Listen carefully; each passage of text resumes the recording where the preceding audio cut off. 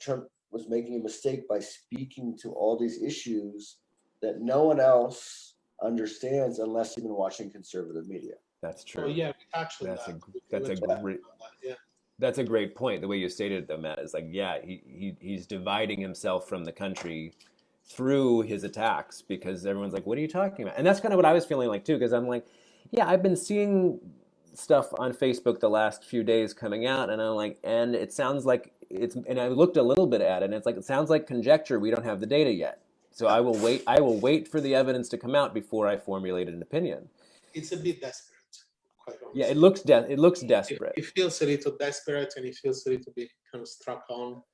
And it could be just muddying the waters. And the thing you have to kind of, just from the logical approach to it, the fact that, you know, your quote unquote mainstream media or left media, whatever we're actually calling these two different, you know, things, is the fact that they didn't run with it is interesting, because is it about protecting Biden, right? Because, you know, it's a news organization.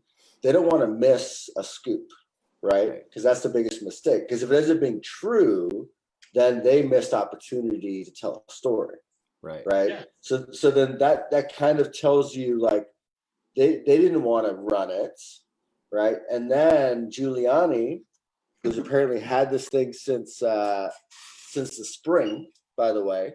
This is why I need to break down the timeline of events. FBI's had it since December. Giuliani's had it since the spring. And then his lawyer looked through and documented it. And then now it comes out here, you know, 3 weeks before an election.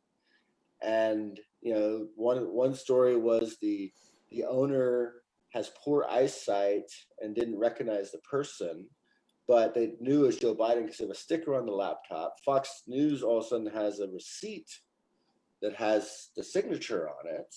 Hunter Biden, right? Sorry, Hunter Biden, yeah. And then I'm like, a computer guy that repairs computers, poor eyesight, can't recognize a person in the shop. And computer. What's that? But can repair a computer. Right, magically, and then you know, this doesn't get, you know, picked up or whatever. He's looking at the contents of his client's hard drive, because apparently the hard drive was broken. They shouldn't. And then usually when a hard drive's damaged, you do repairs, copy it to a new hard drive, put it back in. But now he's browsing content, and to actually read emails, you have to go a little further.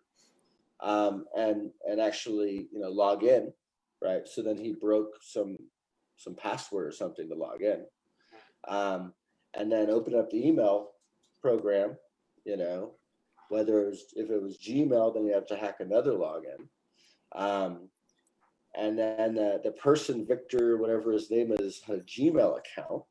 Like, that was one of the references, you know, the emails that was referenced, and I'm like, so this person who's an advisor to Burisma has a Gmail account. So he wants all his shady dealings at Google's fingertips, because a Gmail account means it's on Google's servers. Right? Oh yeah. And it's been copied, and it's been copied every time it left the country by the government, right? Yeah. So you'd expect him to have an email with a different, right? And it's all securely sent on his, you know, Hillary's secret server somewhere. Right, exactly. At least Hillary got a secret server. This guy is stupid, right? Right? I mean, so, and actually that's what I was kind of saying, is like, at first glance, and I'm just reading this all from New York Post and Giuliani. I'm not even looking at, you know, what CNN and stuff say. Like, some of the forensics are saying some of the spelling in the emails from this, I think it was Victor, I forget the name. Some of the spellings was Americanized spelling. So that, you know, that was kind of a, you know, would be unexpected. I'm just looking at all the information the New York Post and Giuliani has said of everything I'm telling you, and my experience with, you know, I work with computers and software and things like that. And so then this guy looks at this thing, gets access to the email, right? Pictures and stuff is easier to look at. And then it comes out, and then he calls the FBI. Someone shows up, doesn't take the receipt with them, because that's an important piece of evidence that the FBI would have taken. They would have taken security footage if it was available. They would have kind of gotten all the information about it. Gives him this laptop, but makes a copy of the hard drive. And then during the impeachment, gets enraged by what's going on and decides to then seek out, avenues to disseminate this information, and gets a hold of Giuliani's lawyer. And it's like, I have this thing. And this was in the spring, right? Because we're in January, right? So the timing is kind of interesting. And right, and it wasn't like they were going to replace Biden, after the spring anyway, right? It's not like. Well, I mean, I guess they could have if a horrible scandal came along to destroy his credibility. But don't you remember also that Giuliani? There was like a little bit of a scandal because in the heat of the coronavirus, March and April, Giuliani didn't he go for a trip to Ukraine, the Ukraine and Russia? Oh yeah, he was off doing whatever he does for Trump. Yeah, so that's interesting that actually all this stuff comes out after he goes to Ukraine and Russia, right? And then it takes 7 months to actually come out from the woods. When they could have used it for the primaries, right? So to me, it was like, again, in the debate, it was interesting that was like used by Trump as a counter argument to Biden's accusations of him not actually doing anything to contrast Putin's and China's and Iran's attempts to fiddle with the 2020 elections. Because he loves what they're doing, by the way. Right. So, and that was his response. He said, well, I don't have to respond to that because you're taking money from the Russians and from China. Right. It's the rubber and the glue argument, which Trump uses all the time. It seemed to me a little weak, but I'm sure that, it takes on his with his constituency, because those guys live in a kind of bubble where that message is amplified and kind of extrapolated and kind of made bigger and kind of more reliable. Incidentally, I wanted to kind of, I'm never going to be thinking about Giuliani anymore in the same way since the Borat video. Yeah, Sacha Baron Cohen. And that, by the way, that was in July.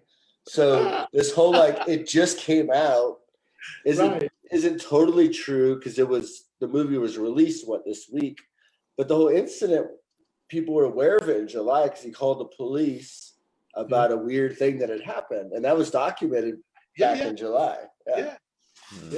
And kind of, that's kind of revolting. But anyway, so these are the people we actually trusted, right?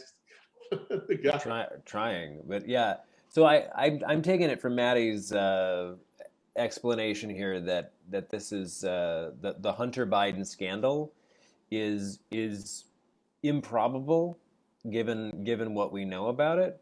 It's possible, but still pretty improbable. And the fact that they waited until the last minute to launch it on us probably implies that it's easily falsifiable, and they don't want to give us time to falsify it.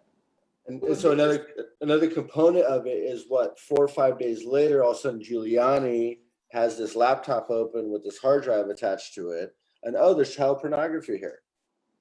Right? That wasn't in the first New York Post release, right? The first New York Post release was about this affiliations with Burisma and these deals and the big man emails, right. And then all of a sudden he's there and the reason child pornography is important is because the whole Pizzagate. It links to QAnon, which is extra deplorable to me. I'm going to use that word. It's extra deplorable that we would have our leaders, our politicians, playing off of easily falsifiable conspiracy theories in order to win an election. I mean, that's prime gaslighting right there, and it's unless it's true, it's really disgusting.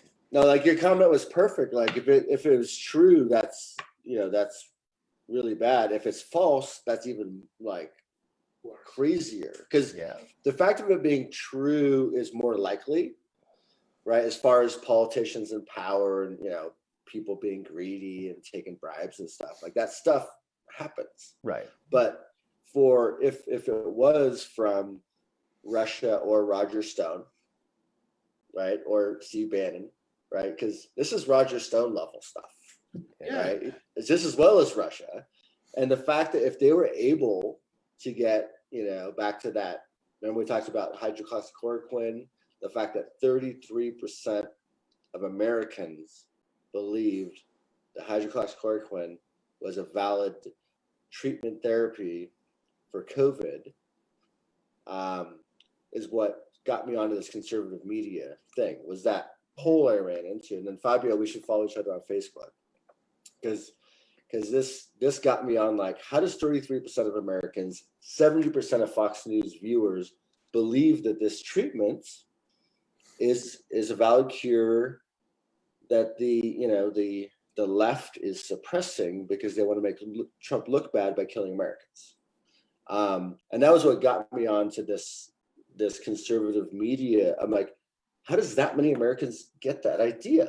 Because Fox News only has 4.4 million viewers, right? And CNN and ABC and like all these other people aren't saying this. Trump's saying it, but only he's got a lot of Twitter followers, but I don't think they like really follow. I'm a Twitter follower, and I don't believe most of what he says. Yeah,